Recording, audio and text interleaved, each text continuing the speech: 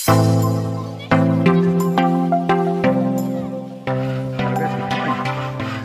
na kayo guys. Galing ako nag-jogging guys. Papuntang ng downtown sana. Kaso na Ambon. Papunta kong Panggiruhan. Kaya bumalik na ako agad. At dumaan ako sa paborito ng restaurant.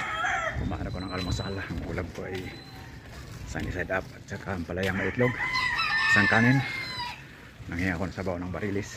At saka isang coffee timpla. Sino lang almusal ko guys.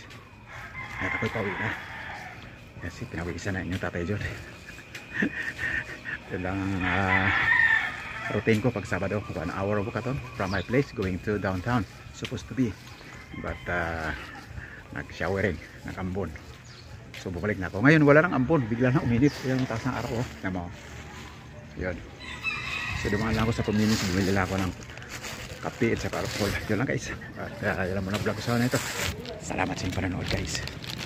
Naway magsuporta kayo sa aking channel.